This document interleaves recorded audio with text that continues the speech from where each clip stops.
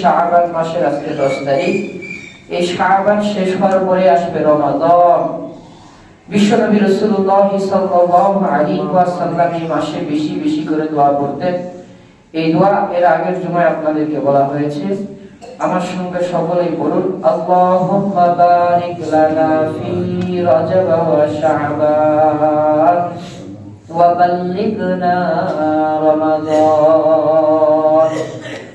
রাসূলুল্লাহ সাল্লাল্লাহু আলাইহি ওয়াসাল্লাম এই দোয়াটা সর্বসময় করতেন এবং সাহাবায়ে কেরামদেরকেও এই দোয়াটা সর্বসময় পড়ার হুকুম করেছিলেন এবং সাহাবায়ে কেরামেরাও সর্বসময় এই দোয়াটা নিয়ে তারা জিকির করতে থাকতো। কেননা রাসূলুল্লাহ সাল্লাল্লাহু আলাইহি ওয়াসাল্লাম আমাদেরকে যে দোয়া করার আদেশ করেছেন, যে কথার আদেশ করে, সাহাবায়ে কেরামেরা সঙ্গে সঙ্গে সেই কথাগুলোকে 100% ট্রনটাইট ভাবে মানে। তো তারা এই দোয়াটা করেছেন এবং আমাদেরকেও দোয়া করার হুকুম করেছেন। রাসূল বলেছেন যে তোমরা শাবান মাসের শুরু থেকে একবারে রমজানের 1 তারিখ পর্যন্ত আল্লাহুম্মা বারিক লানা ফি রজব ওয়া শাবান ওয়া বাল্লিগনা রমাদান, হে আল্লাহ আপনি আমাকে শাবান মাসের বরকত ফজিলত দান করুন এবং রমজানের সমস্ত রোজা রাখার মতন শক্তি শরীরের ভিতরে দান করুন। তো রমজানের একটা প্রস্তুতি আছে। রাসূলুল্লাহ সাল্লাল্লাহু আলাইহি ওয়াসাল্লাম বলেছেন রমজানের আগে তোমরা একটা প্রস্তুতি গ্রহণ করো। যেমন এর আগে জুমায় আপনাদেরকে বললাম, প্রত্যেকটা কাজ করার আগে আমরা একটু ট্রেনিং দেই যে কাজটা আমি করতে পারবো কিনা। আমরা ওয়াজ যখন করতে যাই, মাহফিলে যখন ওয়াজ করতে যাই, তখন 3 দিন আগে থেকেই কিন্তু ওখানে যাই কি বয়ান করব, কি ওয়াজ করব, কোথা থেকে শুরু করব, কোথা থেকে শেষ করব, এগুলো কিন্তু রিভাইজ করা হয়।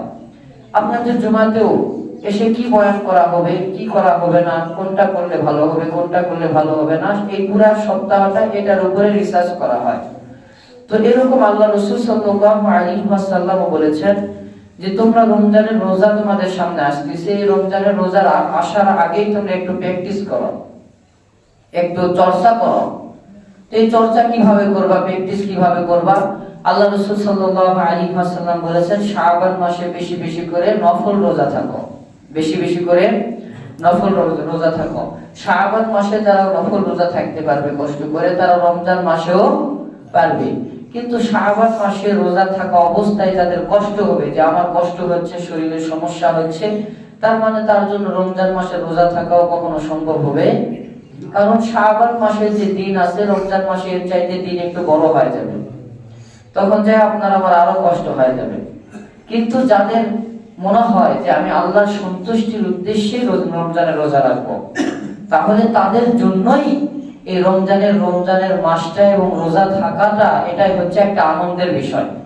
এটাই কি আনন্দের বিষয়। যারা রমজানের রোজা থাকে, প্রত্যেকটা মুসলমানের অন্তরে রমজান মাস আসা মাত্র একটা খুশি জাগ্রত হয় যে আমরা তারাবি পড়ব, একই সঙ্গে ইফতার করব, একই সঙ্গে সিহরি খাবো, এরকম একটা আনন্দ তাদের অন্তরে জাগে। কিন্তু যারা একটু চুপি চুপি খাওয়ার অভ্যাস আছে, চুরি করে খায়, লুকে লুকে খায়, রমজানের রোজা থাকার অভ্যাস নেই, এদের জন্য একটু কষ্টকর। এরা মনে মনে চিন্তা করে যে রমজান মাস না আসলেই মনে ভালো হতো। তো যাই হোক, আরো রমজান মাসের সমস্ত ফজিলত আস্তে আস্তে বর্ণনা করা হবে। এই রমজান মাসটা আগেও ফরজ ছিল। আল্লাহ তাআলা কোরআনুল কারীমের ভিতরে বলেছেন মিন ক্বাবলিকুম লাআল্লাকুম তাত্তাকুন। এই আয়াতের ব্যাখ্যা, এই আয়াতের তাফসীর আল্লামা জালালউদ্দিন সুয়ুতী রাহমাতুল্লাহি আলাইহি জালালউদ্দিন শরীফের ভিতরে, কিতাবের ভিতরে বর্ণনা করেছেন মিন ক্বাবলিকুম লাআল্লাকুম তাত্তাকুন। এর আগে কাদের উপরে রমজানের রোজা ফরজ ছিল?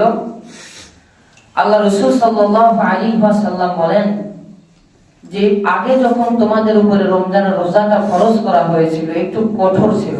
কি ছিল? কঠোর ছিল।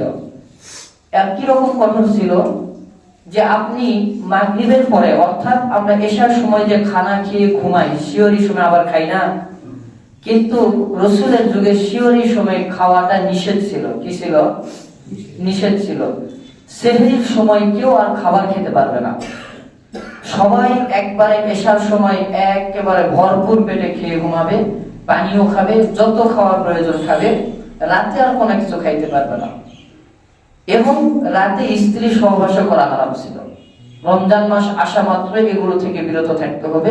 রাতের ভেতরেও স্ত্রীর কাছেও যাওয়া যাবে না। এই দুইটা।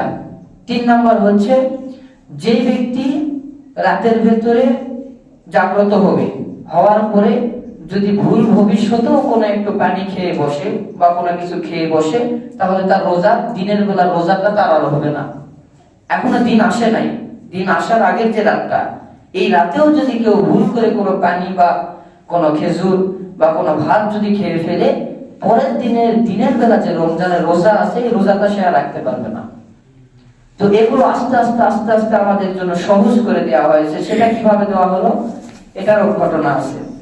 আল্লামা জালালউদ্দিন সুয়ুতী রাহমাতুল্লাহ আলাইহি সুন্দর করে বলেছেন, একদিন ওমর রাদিয়াল্লাহু তাআলা ঘুমে গিয়েছেন। রাতের বেলা ওই যে নিয়ম, এশার নামাজ পড়ে তোমার যত খাওয়ার প্রয়োজন খেয়ে ঘুমায় যাও, রাতে কখনো খাওয়া যাবে। তো হযরত ওমর রাদিয়াল্লাহু তাআলা রাতের বেলায় ঘুম থেকে জাগ্রত হয়েছে, এমন পিপাসা লাগছে, ওমর রাদিয়াল্লাহু তাআলা পিপাসায় কলিজাটা ফেটে যাচ্ছে। তো ওমর রাদিয়াল্লাহু তাআলা বুঝতেই পারে নাই যে আমি রমজান মাসে আছি। তিনার মাথার ভিতরে এটা ছিল না, তিনি হুট করে যায় রান্নাঘর থেকে পানি নিয়ে খেয়ে ফেলছেন। এখন সকাল যখন হইতেছে, সবাই ধুম, সবার ভিতরে একটা ধুম, সবার ভিতরে একটা আনন্দ, রমজানের রোজা আছে সবাই। ওমর রাদিয়াল্লাহু তাআলা মনে হয়ে গেছে, হায় হায়, আমি তো রাতে পানি খেয়ে ফেলেছি, তো আমি তো দিনে আর রোজা থাকতে পারবো না, কি করা যায়? আল্লাহ রাসূল সাল্লাল্লাহু আলাইহি ওয়াসাল্লামের দরবারে দৌড়ে চলে গেছেন, যে আল্লাহ রাসূল সাল্লাল্লাহু আলাইহি ওয়াসাল্লামকে বলতেছেন, ওগো রাসূল, আমি তো রাত্রে ভুল করে পানি খেয়ে ফেলেছি, তো আমি কি আজকে দিনে রোজা থাকতে পারবো না? আর আমার মতো সাহাবী, আমি একজন সাহাবী, যদি রমজানের রোজাকে বাদ দিয়ে দিই, এটা তো আমার উপরে আল্লাহ তাআলা এতটা বেজার হবে, আল্লাহ তাআলা মৃত্যুর পর কোনোদিন আমাকে জান্নাত দিবে না। এমন কথা বলেই হাউমাউ করে রাসূল সাল্লাল্লাহু আলাইহি সাল্লামের হাত ধরেই কান্না শুরু করেছেন। ওগো রাসূল, আপনি আল্লাহর কাছে দোয়া করেন, আল্লাহ যেন আমাকে ক্ষমা করে দেয়, আমি রমজানের রোজা থাকতে চাই। তো আল্লাহ রাসূল সাল্লাল্লাহু আলাইহি ওয়াসাল্লাম সুন্দর করে আবার হাত উঠালেন।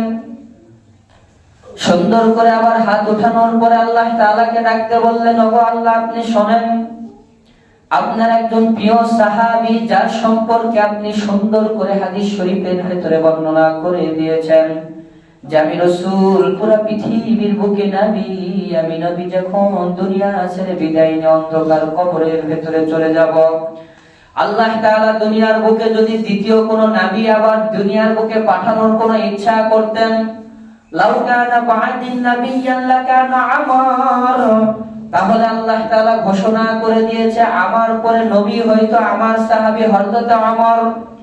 এমন একজন সাহাবীর মর্যাদা, এই সাহাবী যদি আজকে সারা দিনের রমজানের রোজা না থাকতে পারে, তাহলে অন্যান্য সাহাবীরা দেখে কটূক্তি করবে, কাফের মুশরিকেরা কটূক্তি করা শুরু করে দিবে।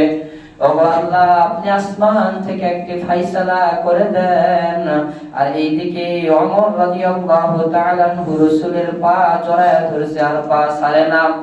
ওমর ডাকতে বলে, ওগো রাসূল, আল্লাহর পক্ষ থেকে যদি আমার উপরে ফয়সালা না চলে আসে, আমি কখনো আপনার পা মোবারক ছাড়ব না। সঙ্গে সঙ্গে জিবরাইল আমিন আল্লাহ রাসূলের সামনে এসেছে, নবীকে ডাক দিয়ে বললেন, ওগো রাসূল, ওগো নবী, আপনি ওমরকে জানিয়ে দিন, ওমর রাদিয়াল্লাহু তাআলা রাতের বেলা যে পানি খেয়েছে, যেই পানিটা রাতের বেলা তিনি পান করেছে, এই পান করার কারণে, ভুলের কারণে আমার আল্লাহ বেজার হয় নাই, আমার আল্লাহ খুশি হয়ে পুরস্কার হিসাবে বলেছেন, আজকে থেকে কিয়ামত পর্যন্ত যত উম্মতেরা রোজা থাকবে, তারা রাতের বেলা না খেয়ে আর থাকবে না, ফজরের আগে তারা ভর পেট, একেবারে পেট ভরে খাওয়া দাওয়া করে তারপরে রোজা থাকবে। আল্লাহু আকবার বলেন। বলেন তো দেখি, এই যে সহজ শীতলতা, এটা কার জন্য এসেছে? এই সহজ শীতলতা একদম সাহাবীর ভুলের কারণে। অথচ সাহাবীদের ভুল আমার আল্লাহর কাছে ভুল নয়, আমার আল্লাহ তাদের ভুলের উপরে খুশি হয়ে আরো পুরস্কার দান করেছেন।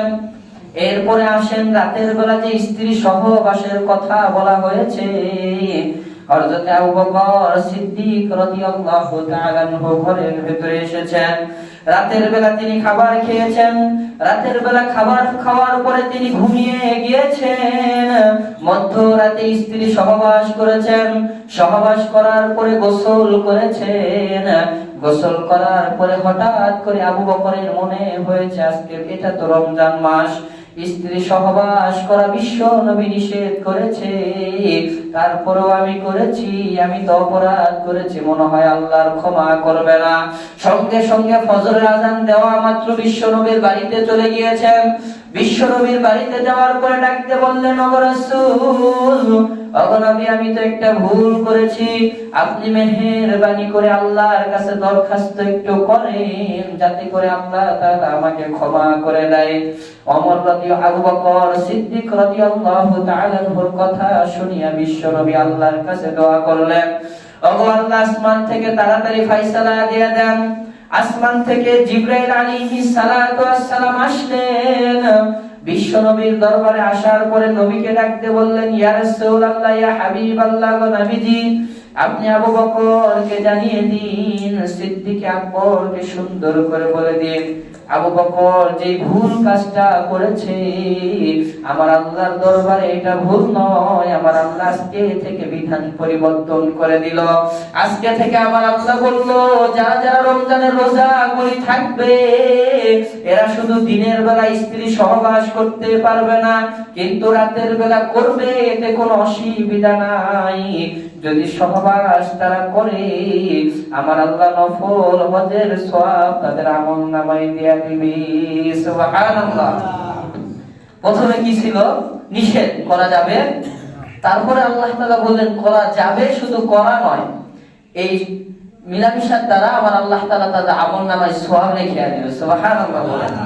এরপরে এভাবেই রাত্রে আবার খাওয়ার নিয়ম চালু হয়ে গেল, যে ফজরের আগে অর্থাৎ সেহরির সময় যে খাবারটা আমরা খাই, আল্লাহ তাআলা আবার আদেশ দিলেন ওমর রাদিয়াল্লাহু তাআলা আনহুর মাধ্যমে যে রাতের বেলা সবাই খাবে, ভর পেটে খাবে, খাওয়ার পরে সারাদিন না খেয়ে থাকবে, মাগরিবের আজান হবে, এর সময় যায় ইফতার করবে। এইভাবে দুইটি রমজানের রোজার শীতলতা আমাদের সামনে চলে আসবে। কিন্তু সর্বপ্রথম রাসূলেরা যেভাবে রোজা থেকেছে, এইটা যদি আমাদের থাকতো, ওরে বাবা, দিনের বেলা খাওয়া যাবে না, এইটা নিয়ম আসার পরেও পর্দা লাগিয়ে খাই, চুরি করে খাই, ঘরের ভেতরে খাই, আর রাতে না খাওয়া যদি বিধানটা থাকতো, রাতে তো আর কেউ দেখতেছে না, খালি বউ আছে, বউ ঘুমে গেলে দেখবেন রান্না করে সব খাবার শেষ। তো এই শীতলতা আল্লাহ তাআলা জানেন যে আমার উম্মতেরা পারবে না, আমার বান্দারা পারবে না। রাসূলের উম্মতেরা, বিশ্বনবীর উম্মতেরা অনেক দুর্বল, এবং শেষ জামানায় যে উম্মতগুলি থাকবে এরা আরো দুর্বল। এদের যে ঈমানের এত দুর্বলতা, এদের ঈমানের দুর্বলতা বর্ণনা করে শেষ করা যাবে না। সামান্য কিছু হলে বলে মসজিদে নামাজ পড়তে যাব না, হিংসা। কি কারণে? হিংসার কারণে এই মসজিদে নামাজে যাব না। কেন? অমুক আমার একজন শত্রু নামাজ পড়েছে, এজন্য আমি ওই মসজিদে যাব না। অথবা ইমাম সাহেবের সাথে যদি কিছু হয় তো হয়েছে, ওই ইমাম সাহেবকে না পরিবর্তন করলে আমি এই মসজিদে যাচ্ছি না। আপনি তাহলে আল্লাহকে রাজি খুশি করার উদ্দেশ্যে মসজিদে আসেন, না এই মসজিদের মুসল্লিদেরকে খুশি করার জন্য আসেন? আমাদের ইবাদত থাকবে কাকে রাজি খুশি করার উদ্দেশ্যে বলেন? আল্লাহকে। গতকালকে একজন আসছে, ইমাম পরিবর্তন করতে হবে, ইমাম পরিবর্তন না করলে মসজিদে নামাজ পড়বো না। কি ফায়সালা, কি বলেন? আপনি যতদিন নামাজ পড়বেন না আপনার নামাজ হবে না, আপনি যতদিন নামাজ পড়েন নামাজ হবে না।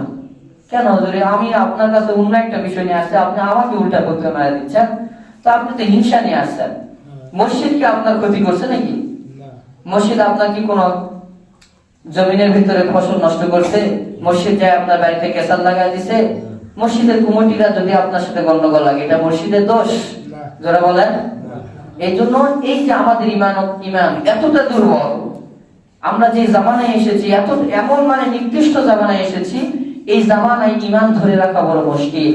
আল্লাহ রাসূল সাল্লাল্লাহু আলাইহি ওয়াসাল্লাম বলেছেন, সরষের দানা পরিমাণ যার অন্তরের ভিতর ঈমান থাকবে, আমি আল্লাহ তাআলা তাকে জান্নাতের নিয়ামত দান করব। সুবহানাল্লাহ বলেন। কিন্তু এই সরষের দানা পরিমাণ ঈমান আপনার আমার অন্তরে থাকা বড় মুশকিল। কেমনে থাকবে ভাই? আমরা তো হিংসায় বাসি না, অহংকারে বাসি না, যে আমি মসজিদ দান করেছি, আমি মসজিদে এত টাকা দেই, আমাকে এরকম করা হলো, আজকে থেকে দান বন্ধ। আপনার দান ছাড়া মসজিদ চলবে কি চলবে না? জোরে বলেন। কারো রিজিক কখনো বন্ধ আছে? আল্লাহ তাআলা যে কোনো মাধ্যমে প্রত্যেককে রিজিক দান করে। আল্লাহ তাআলা কোরআনুল কারীমের ভিতরে বলেছেন, ওয়া মা মিন দাব্বাতিন ফিল আরদি ইল্লা আলাল্লাহি রিজকুহা। আল্লাহ তাআলা বলেন, পৃথিবীতে যত মানুষ রয়েছে, যত প্রাণী রয়েছে, যত জিনিসকে তোমরা দেখতে পাও এই সবগুলোকে ওয়ামা মিন দাব্বাতিন ফিল আরদি, এই জমিনের ভিতরে যা কিছু সৃষ্টি রয়েছে, ইল্লা আলাল্লাহি রিজকুহা, আমি আল্লাহই তাদেরকে রিজিক দান করি। সুবহানাল্লাহ বলেন। তাহলে দুনিয়ার কোন মানুষ কখনো আমাদের রিজিক দিতে পারবে না। যা কিছু আমরা রিজিক যে মাধ্যমে পাই এটা হচ্ছে ওসিলা। এটা কি ওসিলা। যদি আল্লাহ এই ওসিলা বন্ধ করে দেয় তাহলেও রিজিক আসা বন্ধ হয়ে যাবে। এই যে ওসিলার মাধ্যমে যে আমরা পাইতেছি এটা মনে করি মনে হয় এই আমাকে খাওয়াচ্ছে, কিন্তু নয়, একে আল্লাহ ওসিলা হিসাবে আপনার কাছে পাঠায় দিয়েছে যে যাও আমার বান্দাকে রিজিক দান করো। এটা আল্লাহর পক্ষ থেকে হয়, সবকিছু আল্লাহ তাআলার পক্ষ থেকে হয়। এই জন্য এই জামানায় এসে আমাদের ঈমানকে পরিপূর্ণ করতে হবে। আল্লাহ তাআলা রাসূল সাল্লাল্লাহু আলাইহি ওয়াসাল্লাম বলেছেন যে আখিরি জামানার ভিতরে ঈমান পরিপূর্ণ করার একটা আমল রয়েছে। পরিপূর্ণ করা বা ঈমানকে সম্পন্ন করার একটি আমলই হচ্ছে রমজানের রোজা থাকা। তোরা বলেন কি? রমজানের রোজা থাকা। রমজানের রোজা কখনো আমার আব্বার ভয়ে আপনি থাকবেন না, কখনো হুজুরের ভয়ে আপনি থাকবেন না। আপনি খেয়ে আসেন না খেয়ে আসেন, আমি কি দেখছি নাকি? আমি যদি আপনারা জিজ্ঞাসা করি আপনি তো মিথ্যাও বলতে পারেন, হুজুর আমি আজকে রোজা আছি। কিন্তু যারা প্রকৃতপক্ষে রোজা থাকবে এরা কোনো মানুষের ভয়ে নয়, কোনো এমপির ভয়ে নয়, কোনো মন্ত্রীর ভয়ে নয়, কোনো মানুষের ভয়ে নয়। এরা একমাত্র না খেয়ে থাকবে কার ভয়ে? আল্লাহর ভয়ে।